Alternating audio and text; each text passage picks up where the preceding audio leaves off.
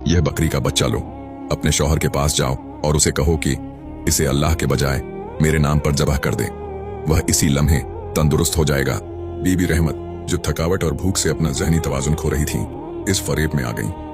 उन्होंने इसे एक रहमदिल अजनबी समझकर उसका शुक्रिया अदा किया और वह बकरी का बच्चा लेकर खुशी खुशी हजरत अय्यूब अलैहिस्सलाम की तरफ दौड़ी, ये सोचकर कि आज उनकी 7 साला जद्दोजहद खत्म होने वाली है। जब बीबी रहमत हाँपती हुई उस कचरे के ढेर पर पहुंची जहां हजरत अय्यूब अलैहिस्सलाम लेटे हुए थे, तो उनकी आंखों में एक उम्मीद थी। उन्होंने सारा किस्सा सुनाया और कहा, मेरे प्यारे खाविंद, अब बस करें, सब्र की भी हद होती है।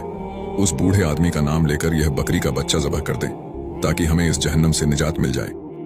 यह सुनना था कि हजरत अय्यूब अलैहिस्सलाम के नहीफ जिस्म में जैसे बिजली दौड़ गई। उनका चेहरा गुस्से से तमतमा उठा।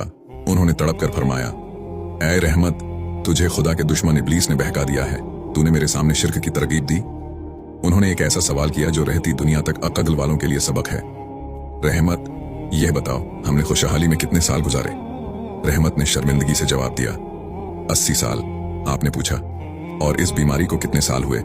बीबी ने जवाब दिया, सिर्फ 7 साल। हजरत अय्यूब अलैहिस्सलाम ने जलाल में आकर फरमाया, तुमने इंसाफ नहीं किया। हमने 80 साल नेमतें पाई और अभी आजमाइश के 80 साल पूरे भी नहीं हुए कि तुम डगमगा गई। अल्लाह की कसम, अगर मुझे शिफा मिली तो मैं इस गुनाह शिर्क की तरगीब के बदले तुम्हें 100 कोड़े मारूंगा। जाओ, मेरी नजरों से दूर हो जाओ।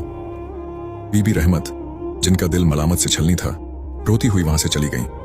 अब हजरत अय्यूब अलैहिस्सलाम बिल्कुल अकेले थे, न माल, न औलाद, न सेहत, और अब वह वाहिद सहारा उनकी बीवी भी चली गई थी। अब मंजर बदल चुका था। कूड़े का वह ढेर, रात का सन्नाटा और एक ऐसा वजूद जिसके जिस्म के कीड़े अब उसे तड़पा रहे थे। हजरत अय्यूब अलैहिस्सलाम को अपनी बीमारी से ज्यादा इस बात का डर था कि कहीं इब्लीस उनके ईमान पर आखिरी हमला न कर दे। इसी बेबसी में उन्होंने आसमान की तरफ निगाह उठाई। उन्होंने सिर्फ इतना कहा, रब्बी अन्नी मस्सनी अद्दुर्रु वंता अरहमुर राहिमीन, ऐ मेरे रब, मुझे तकलीफ पहुंची है और तू सबसे बढ़कर रहम करने वाला है। अल्लाह ताला को अपने बंदे की यह अदा इस कदर पसंद आई कि